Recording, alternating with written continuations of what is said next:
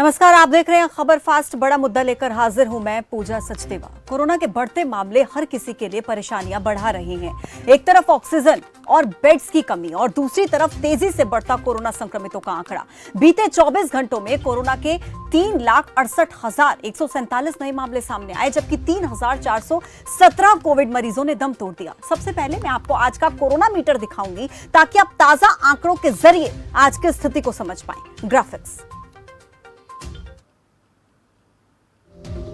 देखिए, हिंदुस्तान में किस तरीके से कोरोना संक्रमितों की संख्या में इजाफा हो रहा है। भारत में 3,68,000 से ज्यादा मामले, महाराष्ट्र में 56,000 से ज्यादा, उत्तर प्रदेश में 3,000 से ज्यादा, कर्नाटक में 37,000 से ज्यादा, छत्तीसगढ़ में 11,000 से ज्यादा, मध्य प्रदेश में 12,000 से ज्यादा कोरोना के मामले सामने आए हैं। बीते 24 घंटों का कोरोना मीटर आपके टेलीविजन स्क्रीन पर।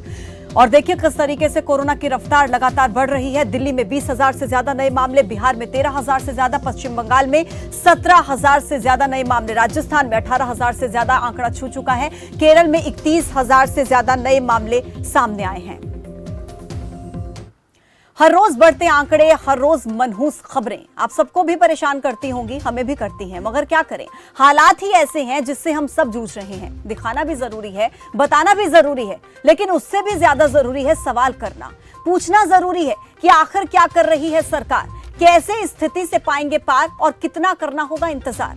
कहते हैं दवा से ज्यादा दुआ काम करती है, लेकिन क्या वर्तमान स्थिति में वाकई हम राम भरोसे रह गए हैं? आखिर सांसों पर इतना सितम क्यों? क्या हमारे पास आखिरी विकल्प केवल लॉकडाउन रह गया है? सवाल ये भी, और अगर इसका जवाब हाँ है तो फिर क्या तैयारी कर रही है सरकार? कहीं पिछली बार की तरह फिर से सड़क पर हिंदुस्तान की तस्वीर ना हमें देखनी पड़े, क्योंकि कोरोना महामारी के बढ़ते हुए कहर के बीच सुप्रीम कोर्ट ने केंद्र सरकार और राज्य सरकारों से लॉकडाउन पर विचार करने को कहा है। देखिए क्या कहा है सुप्रीम कोर्ट ने।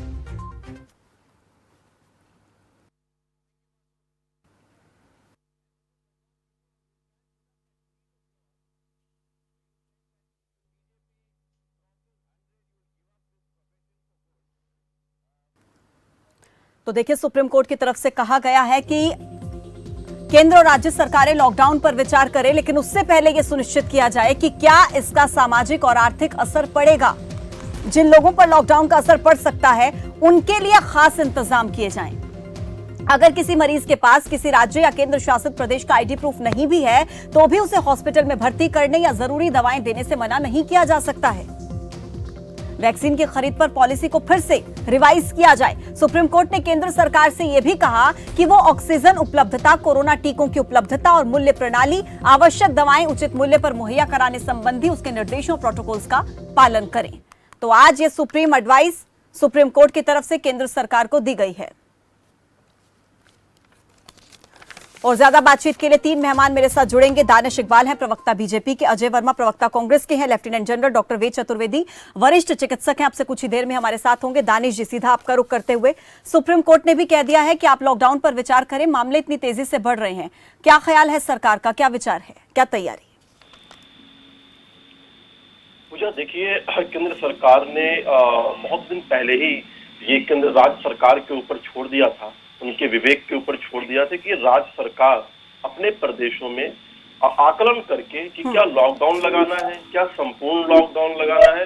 तो ये राज्य सरकार के विवेक पर था कि वो किस प्रकार से जो है इस विषय को जो है केंद्रित करेंगे। तो हमने देखा है कि बहुत से राज्यों ने जो है लॉकडाउन लगाया है, किसी राज्यों में जो है 1 वीक का लगाया गया है, फिर उसको आगे बढ़ाया गया है, कुछ राज्यों में जो है और भी आगे लगाया जा रहा है। तो मुझे लगता है कि राज्य सरकार अपना आकलन करके लॉकडाउन पे निर्णय लेगी कि किस प्रकार से लॉकडाउन और कब और कितने समय का लगाया जाए।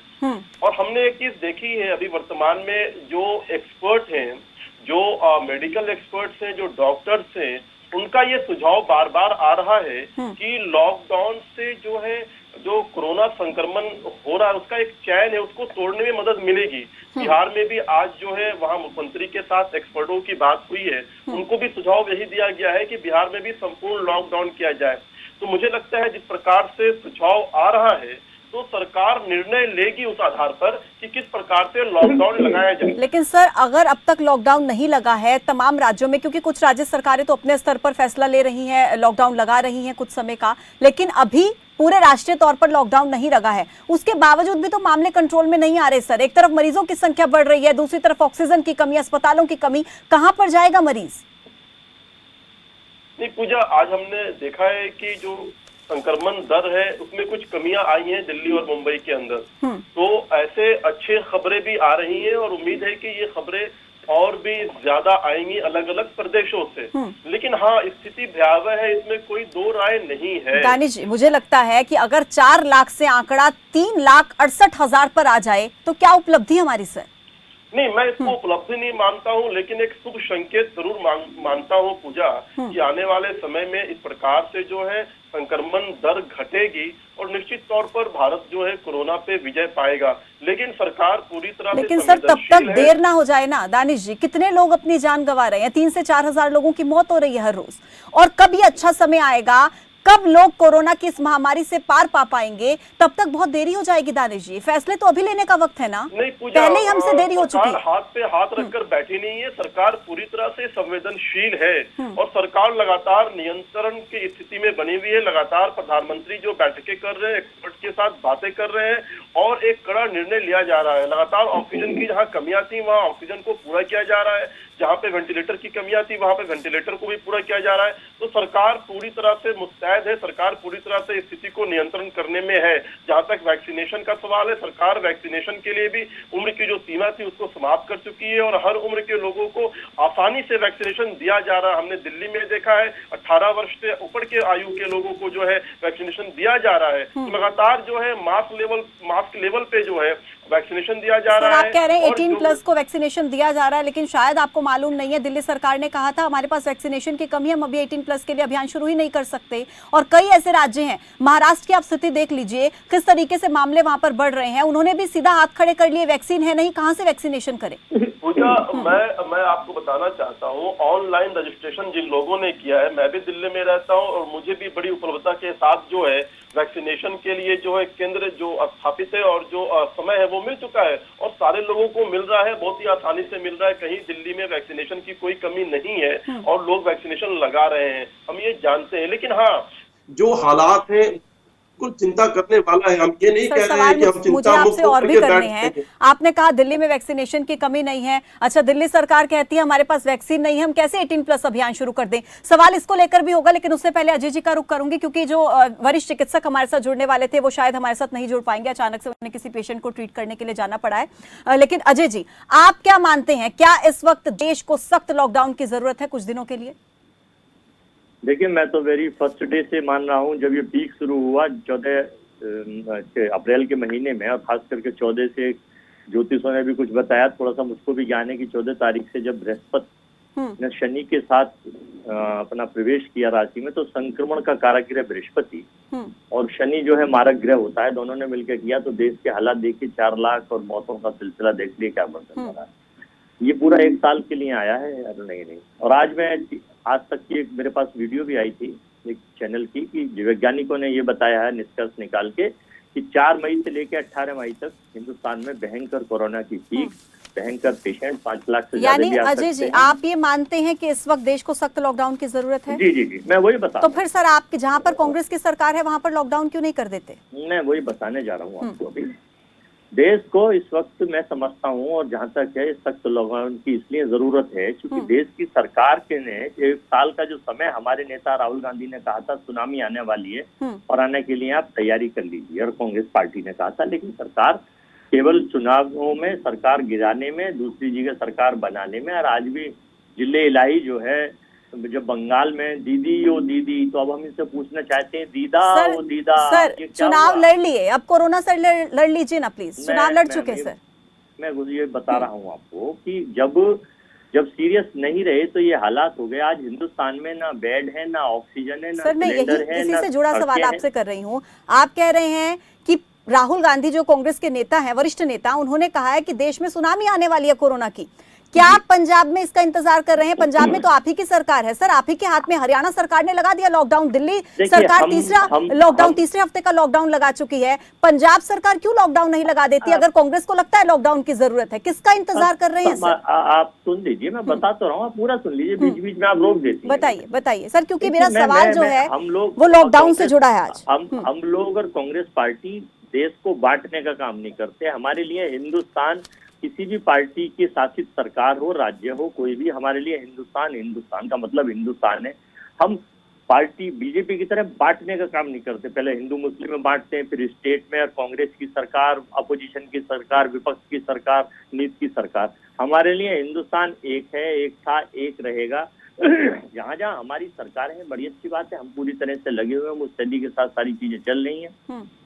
जहाँ जहाँ अदर सरकारें हैं, हमारा हिंदुस्तान की हर सरकार से कि सबसे पहले तो मैं ये चाहूंगा कि अपनी पार्टी की तरफ से मैं भूल गया पूरे हिंदुस्तान के उन कोरोना वॉरियर्स को सलाम करता हूं जो इसमें पूरी तन्मयता से लगे हुए हैं, और मैं उन परिवारों के प्रति अपनी श्रद्धांजलि अर्पित करता हूं कि जिसकी वजह से, कोरोना कातिल की वजह से उनके परिवार का कोई बच्चा, माँ, बहन, बेटी जा रही है, मैं उसको श्रद्धांजलि अर्पित। अब मैं ये बताना चाहता हूँ कि 3 से 4 हजार मौतें हो रही हैं, 3 से 4 लाख से 5 लाख के बीच केस आ रहे हैं। सरकार को जागरूक, सारी चीजें छोड़कर इस तरफ जागरूक होना चाहिए, तालमेल बिठाना चाहिए। बिल्कुल, अगर तालमेल आप नहीं बिठाएंगे, खाली उस पर आरोप लगाते रहेंगे, प्रत्यारोप लगाते रहेंगे, दानिश जी, उससे कोई फायदा नहीं है। सुप्रीम कोर्ट ने भी कहा है कि राज्य और केंद्र सरकारें, सर आऊंगी आपके पास, अजय जी आ रही हूँ आपके पास, पूरा वक्त दिया जाएगा सर, आप 2 ही मेहमान हैं, दोनों के पास आऊंगी। दानिश जी, एक सवाल, आज सुप्रीम कोर्ट ने कहा है कि राज्य और केंद्र सरकारें मिलकर काम करें, तभी कुछ स्थिति में सुधार आ पाएगा, आपस में सामंजस्य बना करके काम कीजिए। दानिश जी, मुझे निश्चित जितने भी हैं पार्टी के हो, सरकार के साथ इस दुख की घड़ी में, इस भयावह स्थिति में केंद्र सरकार और जो राज्य सरकार है परस्पर आपस के सहमति के साथ, कोऑर्डिनेशन के साथ काम कर रही है। सिर्फ एक उदाहरण दिल्ली में हमको देखने को मिला था, और उस सरकार को, उस राज्य सरकार को, केजरीवाल की सरकार को दिल्ली हाई कोर्ट ने फटकार लगाई थी। बार बार ये कहा था हाई कोर्ट ने कि दिल्ली सरकार जो है, जो वो उसके अंदर वो क्षमता नहीं है, जो केंद्र सरकार जो ऑक्सीजन दे रही थी उसके लिए उसके पास जो है टैंक तक नहीं थे। तो इस प्रकार से हमने देखा है कि दिल्ली के अंदर सिर्फ एक मामला आया था जहां पे कि राज्य सरकार को दिल्ली हाई कोर्ट ने फटकार लगाई थी, लेकिन बाकी जगह की जो सरकारें हैं, राज्य सरकार, उनके साथ केंद्र का तालमेल बहुत अच्छा है। प्रधानमंत्री बैठकें कर रहे हैं। मुझे बहुत दुख हो रहा है कहते हुए कि ऐसे पेंडेमिक के दौर से हमारा देश गुजर रहा है और इस पर भी राजनीति हो रही है। सर, आपने अभी कहा कि दिल्ली हाई कोर्ट ने दिल्ली सरकार को फटकार लगाई है, मैं totally agree with your point, लेकिन सर केंद्र सरकार को भी तो फटकार लगाई है सुप्रीम कोर्ट ने कि आप कुछ राष्ट्रीय पॉलिसी बनाइए, नेशनल पॉलिसी बनाइए आप कुछ। हाई कोर्ट ने क्या दिल्ली की जिम्मेदारी केवल दिल्ली सरकार की है? क्यों ना हत्या का मुकदमा दर्ज करा जाए, आप चुनावों में व्यस्त हैं, करोड़ों आप जिम्मेदार हैं। केंद्र सरकार ने किस तरह से 5 स्टेटों के चुनाव जीतने के लिए कोरोना को बढ़ावा दिया, ये पूरे देश को मालूम है, सुप्रीम कोर्ट को मालूम है, सारी हाई कोर्टों को मालूम है। दानिश जी बताएं। चुनाव आयोग पे कोर्ट ने जो टिप्पणी की है उसका जवाब चुनाव आयोग देगा। चुनाव आयोग इलेक्शन कमीशन का प्रवक्ता मैं नहीं हूं। प्लीज, मैं आप दोनों से हाथ जोड़ के रिक्वेस्ट कर रही हूं कि चुनाव लड़ चुके हैं, अब तो कोरोना से लड़ लेते हैं सर। प्लीज, आप दोनों से मेरी रिक्वेस्ट है, चुनाव खत्म हो गए। मेरे साथ डॉक्टर शरद लखोटिया जुड़ गए हैं फोन लाइन पे, एक बार उनका भी इस बारे में सजेशन जान लेते हैं, वो क्या कहते हैं। डॉक्टर शरद, स्वागत है आपका। किस तरीके से देखते हैं, सुप्रीम कोर्ट कह रहा है कि आप राज्य सरकारें या फिर केंद्र सरकार विचार कर सकती है लॉकडाउन लगाने पर, क्या आपको लगता है कि इस तालाबंदी से वायरस बंदी हो पाएगी? देखिए, लॉकडाउन तो अभी है ये जरूरी, इसलिए कि स्थिति बहुत बेकाबू हो गई है, और जो ये सेकेंड वेव है इसमें जितनी ज्यादा संक्रमण हुआ है और जितनी ज्यादा डेथ्स हो रही हैं, तो अभी ये तो उपाय है ही आज के दिन बहुत जरूरी। और ऑक्सीजन, जब तक आप अपनी ऑक्सीजन बेड, आईसीयू, ये सब की व्यवस्था करें, और लॉकडाउन अभी जरूरी है। बिल्कुल ठीक है, यानी आपको लगता है कि लॉकडाउन से कोरोना की चेन को ब्रेक किया जा सकता है? हाँ जी, बिल्कुल। ठीक है, बताएं। अजय जी, कुछ कह रहे थे आप, पूरी कीजिए। देखिए डॉक्टर साहब जो बात कह रहे हैं वो बिल्कुल वक्त की परिस्थितियों को, समाज की परिस्थितियों को, देश की परिस्थितियों। देखिए, उत्तर प्रदेश में आज भी काउंटिंग चल रही है चुनावों के लिए। मेरी समझ में नहीं आता कि 35,000 40,000 केस आ रहे हैं।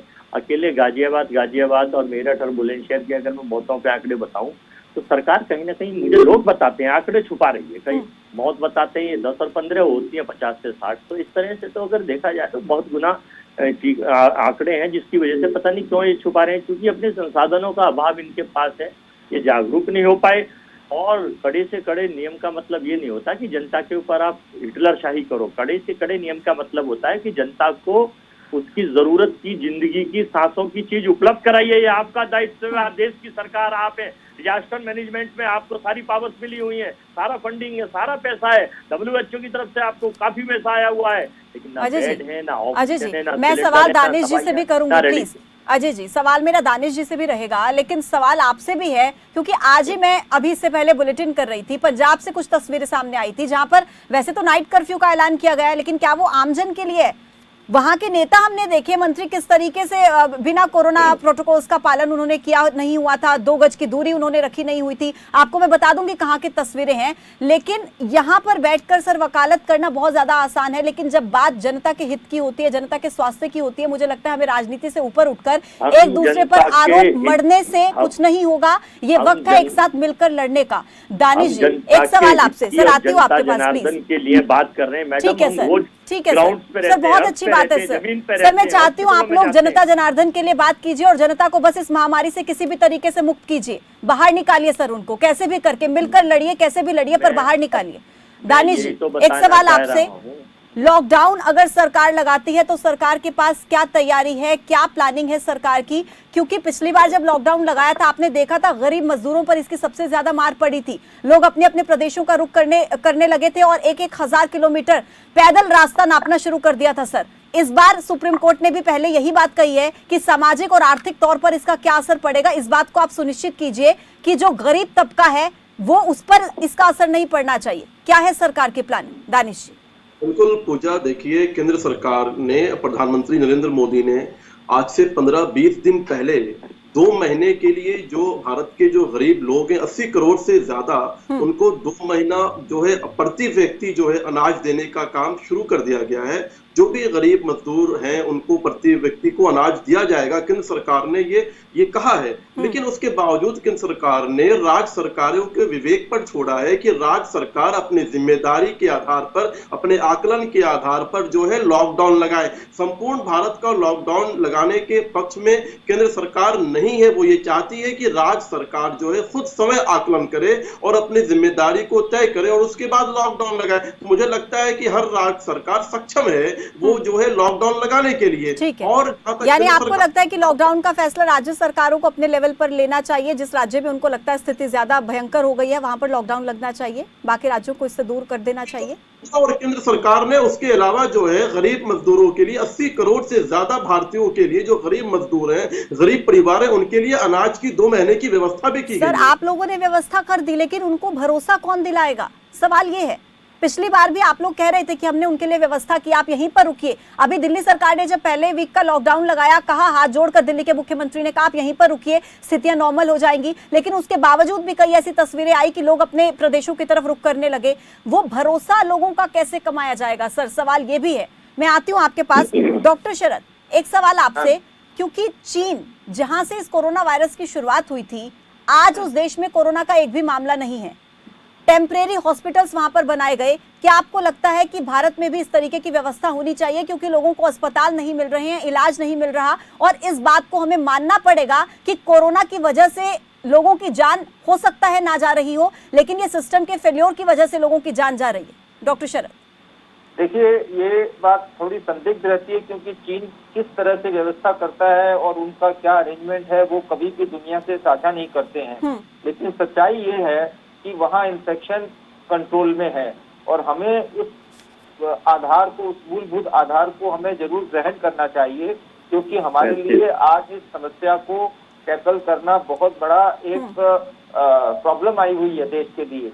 और अगर हम नहीं संभाल पाए और आगे अगर थर्ड वेव भी आती है और इस तरह का चलता है तो हमको बहुत सजग होना इनफैक्ट पहली वेव के बाद ही जरूरी था।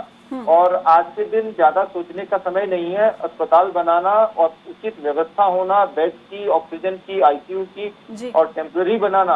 और अभी जैसे भी हम सुन रहे हैं कि जहां ऑक्सीजन मैन्युफैक्चरिंग प्लांट्स है वहीं पे ही बेड टेम्परेरी हॉस्पिटल बनाने का प्लान हो रहा है। इस तरह की ये प्लानिंग पहले से ही होनी चाहिए, बिल्कुल, ये ताकि बहुत आपके महत्वपूर्ण मरीजों बात को सर आप मालूम कह रहे रहे कि हम वहाँ हैं कि पहुंचेंगे तो हमारा ये इलाज इस तो कम से वक्त, कम होगा। बिल्कुल सर, ये वक्त तैयारी करने का नहीं था, तैयारी करने का वक्त 1 साल का मिला था, ये वक्त था इम्प्लीमेंट करने का। दानिश जी, अमेरिकी महामारी विशेषज्ञ डॉक्टर एंथनी फोसी, उन्होंने भी कहा है कि भारत को इस वक्त सख्त लॉकडाउन की जरूरत है। बिल्कुल पूजा, आप सही कह रही हैं। और केंद्र सरकार ने जनवरी के महीने में सभी राज्य सरकारों को सचेत किया था और कहा था कि आने वाली जो भयावह स्थिति हो सकती है, जो संभावना है, उसको लेकर के क्या दिशा निर्देश होनी चाहिए, राज्य सरकार ने दिया था। और राज्य सरकार ने सभी राज्यों को ऑक्सीजन के प्लांट लगाने के लिए पीएम केयर फंड से पैसे भी दिए थे। और हमने देखे हैं कि दिल्ली के अंदर 10 ऑक्सीजन के प्लांट लगाने के लिए केंद्र सरकार ने आवंटन दिया था, लेकिन मात्र उसमें से एक लगाया गया है। झारखंड में कांग्रेस की सरकार है, राजस्थान में कांग्रेस की सरकार है, वहां पे तो एक भी प्लांट नहीं लगाया गया ऑक्सीजन का, जो पीएम केयर फंड से दिया गया था। तो ये लापरवाही तो हुई है, जिसका नतीजा आज जनता भुगत रही है। क्यों नहीं लगाया ऑक्सीजन प्लांट? कब दिया था केयर फंड पूछना, से आपको पैसा दिया गया, सर कह रहे हैं। नहीं, मैं बताऊंगा कि असलियत झूठ जो बोल रहे हैं, इनसे पूछिए कब दिया था झारखंड को इन्होंने पैसा। इनकी सरकार थी, केयर फंड के पैसे से केंद्र सरकार ने सभी राज्यों को ऑक्सीजन प्लांट लगाने के लिए पैसे दिए थे। अब आप झूठ बोल रहे हैं। दिल्ली सरकार आप गूगल डालिए, अभी आपको पता चल जाएगा।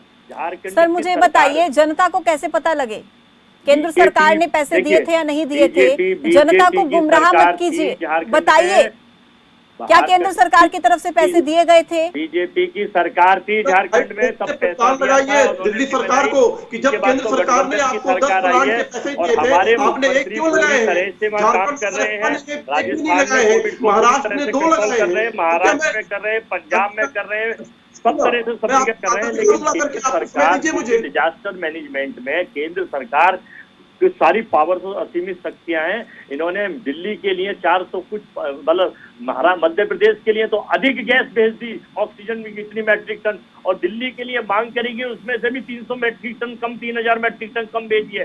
झूठ बोलने का काम सर, मैं यहाँ पर बैठकर नहीं बता सकती कि कौन झूठ बोल रहा है, कौन सच बोल रहा है, लेकिन प्लीज, आप लोग मर रहे हैं डिजास्टर में, लाखों लोग बीमार हो रहे हैं, जिम्मेदारी ये ऑक्सीजन प्लांट झारखंड के अंदर, राजस्थान के अंदर आपकी सरकार है, दिल्ली में केजरीवाल की सरकार है, क्यों नहीं लगाया वहाँ पे? सब लोग उनको जो है बेनकाब कर रहे हैं। सरकारें उनको बार बार कह रही थी, केंद्र सरकार बार बार सचेत कर रही थी जनवरी के महीने में। मैं आपको लेटर दिखा सकता हूँ, केंद्र सरकार के सचिव ने जो है पत्र लिखा था सारे राज्यों को। आप झूठ बोल रहे हैं, आपकी सरकार निकम्मी है वहाँ पे। वर्तमान डिजास्टर मैनेजमेंट में प्रधानमंत्री की है, ये सारे लोग देश के कह रहे हैं, पूरे चैनलों पे ले लीजिए आप, कोई चैनल आपको नहीं दिखा रहा है, नहीं दिखा रहा। सर प्रधानमंत्री अकेले थोड़ी ना कोरोना की स्थिति से निपट लेंगे सर, साथ तो देना पड़ेगा राज्य सरकारों को भी, केंद्र सरकार को भी। और प्लीज सर, ठीक है, ठीक है। इन्होंने एम्स बनवा दिए, वादा करा था कि 100 एम्स बनवाएंगे, कोई हॉस्पिटल नहीं बनवाए, सिवाय सरकार गिराना, विधायक खरीदना, लोकसभा खरीदना। दीदी कैसे गिरेगी, बंगाल कैसे जीते, आसाम कैसे जीते, पांडेचेरी में किस तरह से विधायक तोड़े, ये काम जिले लाई और गृह मंत्री साहब लोग कह रहे हैं, चैनल कह रहे हैं, पैनल कह रहे हैं, सब बता रहे हैं, मैं नहीं कह रहा, लोग कह रहे हैं और देख रहा है। तो आखिर ऐसे कोई देश चलता है, ऐसे कोई मरीज बचते हैं? ये जिम्मेदार सुप्रीम कोर्ट और कोर्टों ने सही फटकार लगाई आप कि आप, हेलो सर आप बोलने तो मैं बोलूं सर, मैं इंतजार कर रही हूँ, आप अपनी बात खत्म करें, मैं अगला सवाल करूं। सुप्रीम कोर्ट ने सही फटकार लगाई है डिजास्टर मैनेजमेंट में, जिसकी जिम्मेदारी होती है और आपको उसका अनुपालन करना चाहिए, लोगों की जान बचाइए। मेरा हाथ जोड़ के आपसे अनुरोध है सर, मेरा दोनों से हाथ जोड़ के अनुरोध है, इस हिंदुस्तान के लोगों को बचा लीजिए, उनकी जिंदगी बचा लीजिए। दानिश जी कुछ कहने, जल्दी से आखिरी कॉमेंट प्लीज। बड़ी बेशर्मी लगती है जब कांग्रेस के मित्र इस तरह की बातें करते हैं, जब सच्चाई को झुठलाते हैं। पूजा देखिए, इस देश के अंदर जो है 2014 तक 6 एम्स थे और 2021 में 21 एम्स हैं। पिछले 6 साल में 14 एम्स का निर्माण इस केंद्र सरकार ने कराया है और आप कह रहे हैं कि केंद्र सरकार ने एम्स नहीं बनवाया है। और दिल्ली की हाई कोर्ट ने दिल्ली सरकार को फटकार लगाई है कि जब केंद्र सरकार ने आपको पीएम केयर फंड के तहत से 10 जो है ऑक्सीजन प्लांट लगाने को आवंटन किया था, आपने एक क्यों लगाया है? राजस्थान में एक भी नहीं लगा है, झारखंड में एक भी नहीं लगा है, महाराष्ट्र में 2 लगा है, तो इसका जवाब इनके पास नहीं है। डॉक्टर शरद, राजनीति चलती रहेगी, हमारे देश में हर मुद्दे पर राजनीति होगी सर। देखिए, राजनीति इस समय बिल्कुल किसी भी चीज पे नहीं होनी चाहिए। इस समय जो रूलिंग पार्टी है और अपोजिशन है, जो क्षेत्रीय पार्टियां हैं, यानी जो आपकी स्थानीय राज्य सरकारें हैं और केंद्र सरकार है, अभी सबको मिलके ये पॉलिसी बनानी चाहिए कि कैसे स्मूथली हेल्थ केयर हमारे सभी लोगों को, सिटीजन्स ऑफ इंडिया को मिले और बेस्ट हेल्थ केयर कैसे हम प्रोवाइड कर सकें। जो भी रिसोर्सेज हैं बाद में हम आकलन करेंगे हमने क्या गलती की नहीं की, ये जब ठीक हो जाए कंडीशन तब करेंगे। आज के दिन चर्चा करने का नहीं है, आज के दिन सिर्फ इस चर्चा करने का है बिल्कुल कि कैसे हम स्थिति को बेहतर बनाएं, लोगों को सुविधाएं पहुंचाएं और लोगों के मन में विश्वास हो कि सरकार, चाहे वो यहाँ की राज्य सरकार है चाहे केंद्र सरकार है, आपके साथ खड़ी है। बिल्कुल आप बिल्कुल इस समय आरोप प्रत्यारोप लगाएंगे तो लोगों को आपसे बात करना, देखना भी आपसे घृणा करने लग जाएंगे। इस समय सहायता चाहिए, हेल्प चाहिए, बिल्कुल तो सर। उनका अधिकार है। आप तीनों मेहमानों का बहुत शुक्रिया मेरे साथ इस खास चर्चा में जुड़ने के लिए, तमाम सवालों के जवाब देने के लिए। तो देखिए, कई राज्यों ने अपने अपने स्तर पर लॉकडाउन लगा दिया है, कई राज्य ऐसे भी हैं जिन्होंने लॉकडाउन की अवधि को बढ़ा दिया है, लेकिन कई राज्य ऐसे हैं जहां पर ऐसी पाबंदियां नहीं लगाई गई हैं। लेकिन इसका मतलब ये बिल्कुल नहीं है कि वहां पर कोरोना का कहर नहीं है। कोरोना ने इस वक्त पूरे हिंदुस्तान में कोहराम मचा कर रखा है। ऐसे में जरूरी है कि हम खुद पर पाबंदियां लगा दें, सरकार के आदेशों का इंतजार ना करें, तभी हम खुद को सुरक्षित रख पाएंगे और अपने अपनों को भी। बड़ा मुद्दा में मेरे साथ अभी के लिए फिलहाल इतना ही। अपडेट्स के लिए आप जुड़े रहिए हमारे साथ। नमस्कार।